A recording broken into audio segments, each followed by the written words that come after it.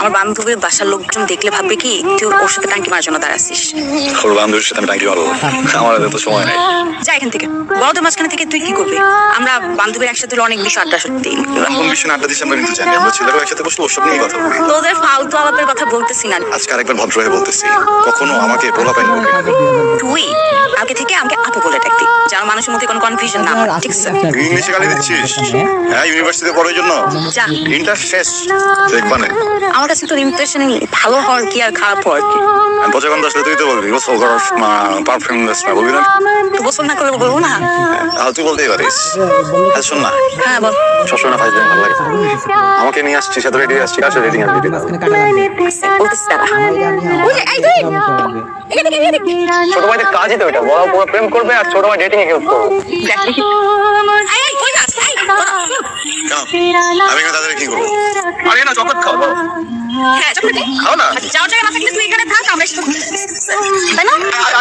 দাঁড়াও, 4টা দিন হতে পারলো না আমার বাসায় গেছি, তোমরা একদম রেডি রেডি হয়ে এখানে এসে পার্টি করতেছো। আমি থাকতে তো জীবনে কাজ করো না। তুমি বানিয়ে পড়ছো কেন? এই তো শাড়ি টাড়ি পরে কি অবস্থা? তোমাদের কি ইচ্ছে হতেছে না? চল তুই আগে আগে মিষ্টি খা, তারপরে কই যাস? কিসের মিষ্টি?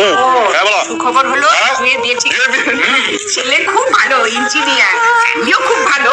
একটু ভয়ে ছিলাম, এমন ভালো একটা প্রপোজাল আসছে, আমি তো চিন্তাও করতে পারি না ওর জন্য এরকম একটা ভালো প্রপোজাল আসবে।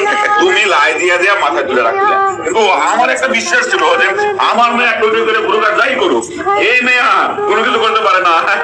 এই মেয়ের প্রতি আমার খুব বিশ্বাস ছিল। ওই যে লক্ষ্মী মেয়ে, ফোন দিলে ঠিক হবে ফোনটাও ধরছে। আমি তো ভাবলাম আমার ছেলের আমি হারাই ফেললাম। আরে ভাইয়া এইসব কিছুই না, কাহিনী তো অন্য। আসলে মা মনে করছিল তুমি মনে হয় বিয়ে করে ওইখানে সংসার করতেছো, আর মাকে ভুলেই গেছো। এই, তুই বেশি বুঝিস না?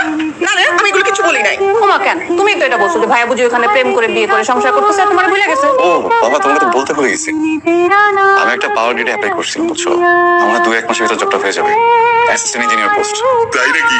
আরে তাহলে তো কথাই নেই, কালকে থেকে আমি আমার ছেলের জন্য মেয়ে দেখা শুরু করবো। আমি দেখে শুনে তারপর আমার ছেলে বিয়ে দেবো। কেমন আছিস? তুই কেমন রাখছিস? তুই কেমন আছিস? ভালোই তো মনে হয়। তোর কি মনে হচ্ছে দেখে কেমন আছিস? তোর যেহেতু মনে হয় ভালো আছিস, তাহলে ভালোই থাকবি। একটা প্রবলেম হলে সলভ করা যায়, তো বলো প্রবলেম কিভাবে সলভ করবো বল? আর একটু চেষ্টা করতে। ওরা গান চেষ্টা কম করছে তো। মোস্ট অফ দ্য টাইম তো সেন্স থাকতো না। একদিন এমন ভাবে কলা চেপে ধরছিল জানিস, আরেকটুর জন্য আমি মরে যেতাম। তখন ডিসিশন নিলাম যে এই রিলেশনশিপ আর কন্টিনিউ করা যাবে না। একটা ডিভোর্সি মেয়ের জায়গা পাশে জানাই নেই কিছু না পেরে মাকে ফোন করলাম। ফোন করে বললাম মা আমি পারবো না, আমি হেরে গেছি। আপনার চা। Thank you. আপনি মনে হয় চায় চিনি কম খান, আমি চিনিটা কমিয়ে দিয়েছি। তোর কাছে কোনো ভালো ছেলে খবর আছে? না, যদি থাকে তাহলে বলিস, ওরে দিয়ে দিয়ে নিতে গেছি। কে বলবো? উষ্টার গল্প আপনি আমাকে বলেন পদাচ্ছি না, ওদের মতো লজ্জা পাচ্ছে, হাসাহাসি করতেছে। মাথা ঠিক আছে? বুঝ আমার সামনে লজ্জা পাবে না, বুঝিস না তুই? বুঝিনি কে বুঝে মানে? তুই তোর সাথে বিয়ে ঠিক হয়েছেন? ওকে বিয়ে করলে ভালো থাকবে, আমি গ্যারান্টি দিচ্ছি। আমি অনেক বিশ্বাস করি। তুই যেহেতু বলছিস ভালো থাকবো, আমি ভালোই থাকবো। আর আমার ছেলে তো মাথা গরম, এই মাথা গরম ছেলের জন্য শান্ত স্বভাবের মেয়েই ভালো, তাই না? ঠিক কথাই বলছে। আসলে রাগী ছেলেদের জন্য শান্ত মেয়ে ভালো। আমি জুইকে বিয়ে করবো। ও তো হচ্ছে 3 বছরের বড়, আর ও তো ডিভোর্স হচ্ছে। তো ডিভোর্স হলে কি হবে? সামাজিক বা ধর্মীয় কোথাও নিষেধ করা আছে যে 3 বছরের বড় ডিভোর্স মেয়েকে বিয়ে করা যাবে না? ওটার মতো কথা বলবি না। আমার বোকার মতো কথা আমি বলতেছি না। তোর থেকে 3 বছরের বড়। হোক না বড়, তো কি হয়েছে? 3 মাসে সেপারেশন হয়েছে। আর সব যত প্রশ্ন করবি হোক, কিন্তু এইটা তো মাইনে নিতে মা প্লিজ, এমন টিপিক্যাল কথা বলো না তুমি আমার সামনে। খাতা কলম দে তো, খাতা কলম দে। কিচ্ছু জানো না, কি জানো? কার দোষ বলো? ওর দোষ নাকি হাজবেন্ডের দোষ নাকি সিচুয়েশনের দোষ? বলো আমাকে। তোর থেকে 3 বছরের বড় ডিভোর্সি কোনো মেয়ের সাথে তোর বিয়ে দেব না, দেব না মানে দেব না। ও যখন অনেক কান্না করে, আমি ওর হাতটা ধরে কাঁদতে চাই। আঙ্কেল আমি আমি আমি জুকে বিয়ে করতে চাই। Uncle please please please. Aunty আমি না ওকে অনেকদিন থেকে ভালোবাসি, বুঝছো?